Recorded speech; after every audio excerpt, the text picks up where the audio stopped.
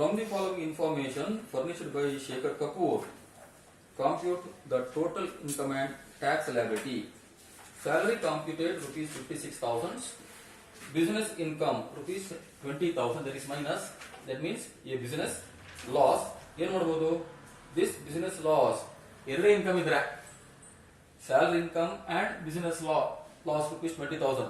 Then taxable income how much? If there is only two incomes, salary income rupees 2,50,000, that is computed, and business loss of rupees 20,000, then the taxable income how much? 2,36,000 or 2,76,000 or 2,56,000.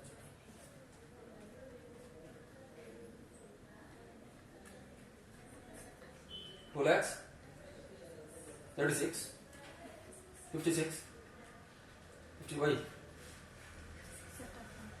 Because the business loss cannot be set off against the salary income.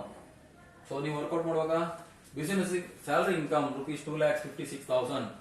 Next business loss outer column ಗೆ ಬರೀಲಿಕ್ಕಿಲ್ಲ. Outer column ಗೆ minus 20,000 ಬರೆದ್ರೆ ಅದರ ಅರ್ಥ ಏನು? ಅದು setup ಆಗ್ತದೆ ಅಂತ ಅರ್ಥ. ಅದನ್ನು ಇನ್ನರ್ ಕಾಲಮ್ ಅಲ್ಲಿ ಬರ್ಕೊಳ್ಳಿ. ಹೇಗೆ? Business loss carried forward. So business loss rupees 20,000, capital gain rupees long term 45,000 and short term capital gain rupees 15,000. This should be shown under that capital gains. ಇವಾಗ ಸೆಟಪ್ ಮಾಡಬಹುದಾ? ಈಗ salary income, income from house property, capital gains ಮೂರು ಇದೆ. Setup ಮಾಡಬಹುದಾ? The business loss cannot be set off against income from salary. Other heads nottige that can be set off. Hence, this rupees 20,000 is set off against capital gains. Either long term or short term capital gain. ಇಲ್ಲಿ loss ಇದ್ರೆ business income 20,000 ಇದೆ, ಇಲ್ಲಿ short term capital loss 15,000 ಇದೆ. ಇಲ್ಲಿ business income 20,000, short term capital loss 15,000. ಅವಾಗ cannot be set off because capital gains cannot be set off against any heads of income. Capital gain ಅದು short term ಆಗಲಿ long term ಆಗಲಿ ಅದರ ಒಟ್ಟಿಗೆ set off ಆಗಬೇಕು ಹೊರತು ಅದ್ರಲ್ಲೂ ಇದೆ. Long term capital loss cannot be set off against short term capital gain, but short term capital loss can be set off against long term capital gain. Vice versa is not allowed. Next winnings from horse race rupees 25,000. ಎಲ್ಲಿ ತೋರಿಸಿರಾ? Winnings from horse races 25,000. Under that income from other sources. Computation of total income. Computation of total income.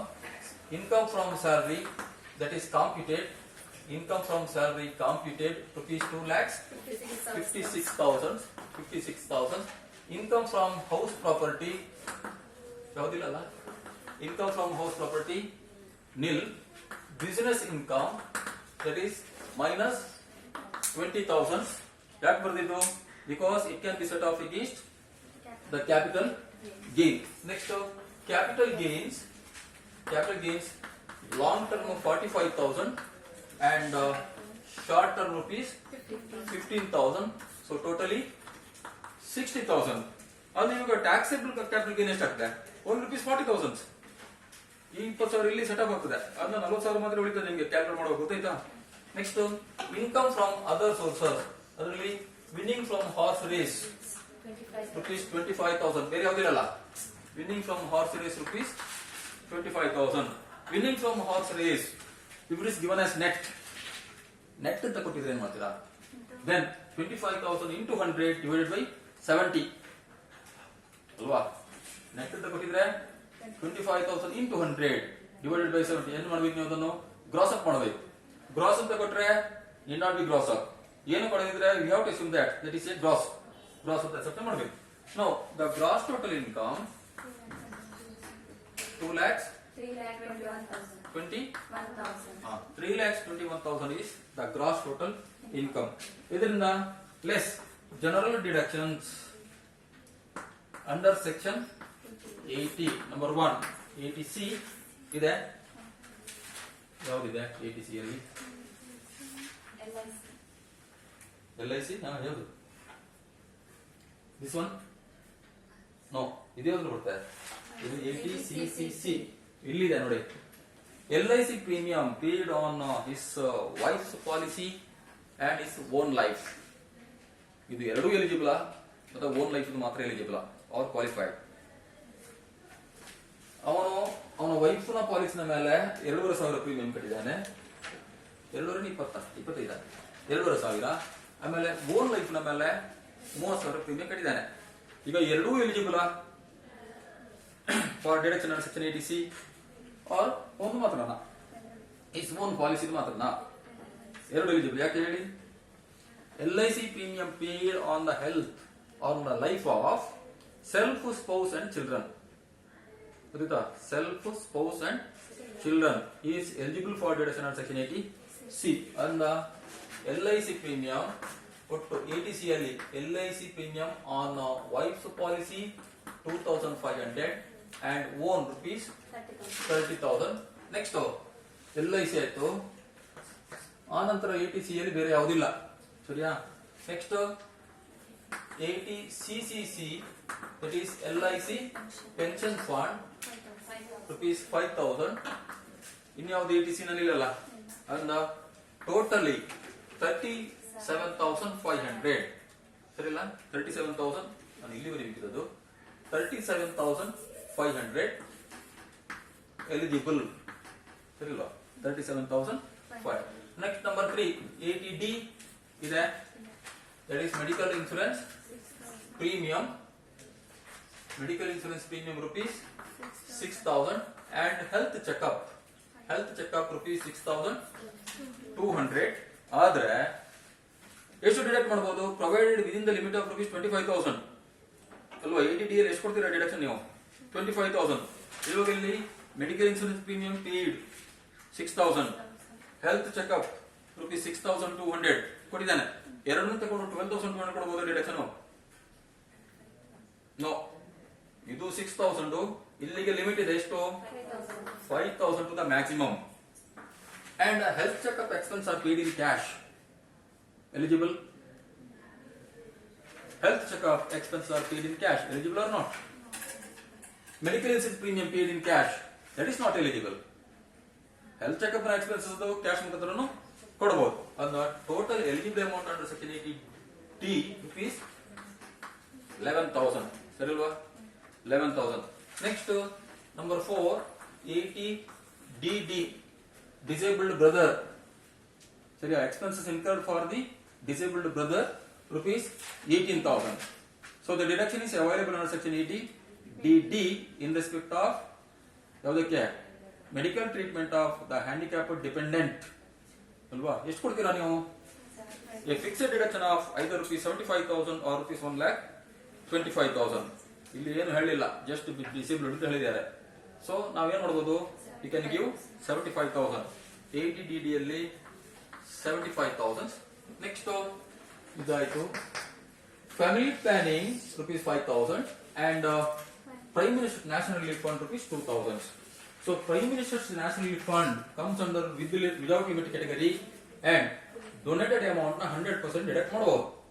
So 80G ಅಲ್ಲಿ 80G donation towards Prime Minister's National Relief Fund rupees 2,000 fully deductible. And family planning ಏನಿರಬೇಕು? Donation to government for the purpose of family planning is rupees 5,000. It comes under with limit category. So ಯಾವ donation with limit category ಬರ್ತದ? ಅಲ್ಲಿ ಒಂದು condition ಇದೆ. ಏನು? The donated amount or a qualified amount should be restricted to 10% of 80I. ಇಲ್ಲಿ ಇವಾಗ ನೋಡಿ 3,21,000 ಬಂತು. ಸರಿಯಾ? 3,21,000. ಇಲ್ಲಿ ಒಟ್ಟು 1 ಲಕ್ಷನೇ ಹೋಗ್ಲಿ, 2,21,000 ಬಂತು. ಅದು 2 ಲಕ್ಷ ಬರಲಿ. 10% ಅಂದ್ರೆ ಎಷ್ಟಾಗ್ತದೆ? 20,000. ಅದ್ರ ಒಳಗಡೆ ಇಲ್ವಾ? ಆದ್ರೆ ನೀವು ಅದಕ್ಕೆ ವರ್ಕಿಂಗ್ ನೋಟ್ ಬೇಡ. ಕ್ಯಾಲ್ಕುಲೇಷನ್ ಆಫ್ 80I 10% ನೀವು ಜಸ್ಟ್ ಬರೆದ್ರೆ ಆಯ್ತು. ಇಲ್ಲಿ ಬರೀದೇನು? ರೆಸ್ಟ್ರಿಕ್ಟೆಡ್ ಟು 10% ಆಫ್ 80I ಅಷ್ಟೇ. ಗೊತ್ತಾಗ್ತದೆ ನಿಮ್ಗೆ? ಈಗ ಫ್ಯಾಮಿಲಿ ಪ್ಲಾನಿಂಗ್ ಡೊನೇಟ್ ಮಾಡಿದ ಎಷ್ಟು ಅವನು? 5,000. ಸರಿಲ್ಲ? 5,000. ನಿಮಗೆ 10% 5,000 ಜಾಸ್ತಿ ಬರೋದಿಲ್ವಾ? ಫೈಂಡ್ ಔಟ್ ಮಾಡ್ಕೊಂಡಾಗ gross total income as reduced by the long term capital gain and all the deduction except 80G. ಸರಿ ಅಲ್ವಾ? 1 ಲಕ್ಷನೇ ಬೇಕಾದ್ರೆ ಬರಲಿ. ಇದೆಲ್ಲ ಲೆಸ್ ಮಾಡೋರಿಗೆ 1 ಲಕ್ಷನೇ ಬರಲಿ. ಅದ್ರ 10% ಎಷ್ಟಾಯ್ತು? 10,000. ಅದರ ಒಳಗಡೆ ಆದ್ರೆ ಅದರ ಅರ್ಥ ಏನು, ನಾವು ಫ್ಯಾಮಿಲಿ ಪ್ಲಾನಿಂಗ್ ಡೊನೇಟ್ ಮಾಡಿದ್ರೆ ಫುಲ್ ಡಿಡಕ್ಟ್ ಮಾಡಬಹುದು ಅಲ್ವಾ. ರೇಟ್ ಆಫ್ ಡಿಡಕ್ಷನ್ ಎಷ್ಟು? 100%. ಯಾವ್ದ್ರದ್ದು? Not donated amount but qualified amount. In this case qualified amount and donated amount is one and the same. ಗೊತ್ತಾಯ್ತಾ? ಅಂದ್ರೆ 100% ಡಿಡಕ್ಷನ್. ಸೊ ಸೆಕ್ಷನ್ 80G ಯಲ್ಲಿ ಎಷ್ಟು deduction ಕೊಡಬಹುದು ನೀವು? ರುಪೀಸ್ 7,000 ಕೊಡಬಹುದು ಸೆಕ್ಷನ್ 80G ಯಲ್ಲಿ in respect of donation. and the total deductible amount under section 80 1,30,500. ನಿಮಗೆ ಬರುವಂತದ್ದು taxable income 1,90,500. 1,90,500.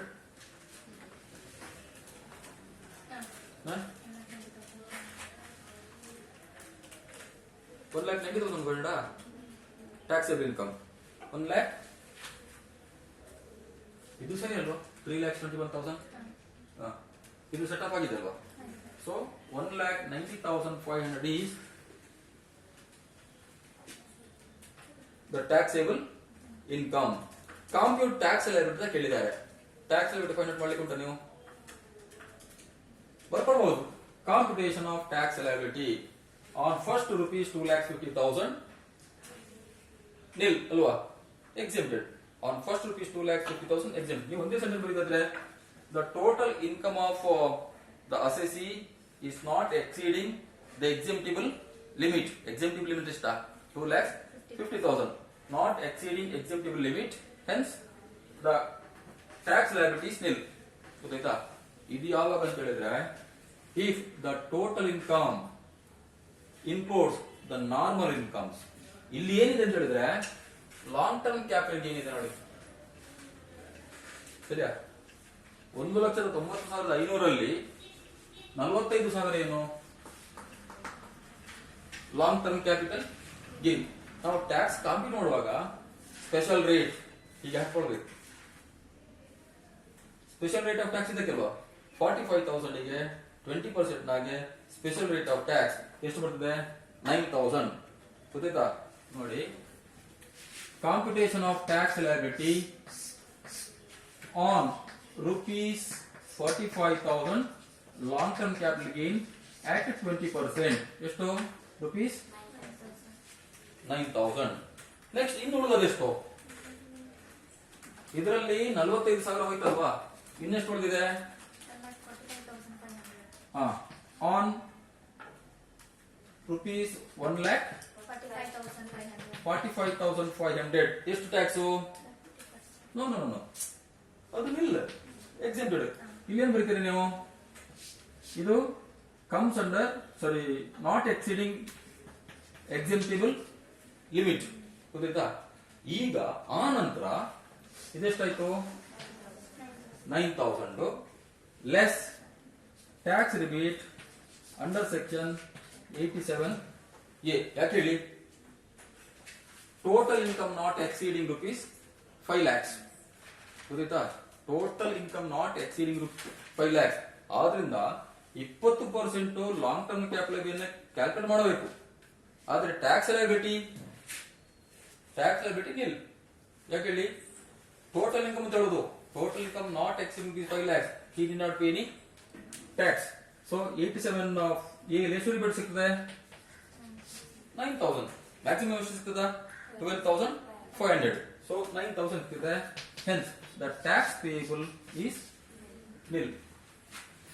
Tax payable is nil.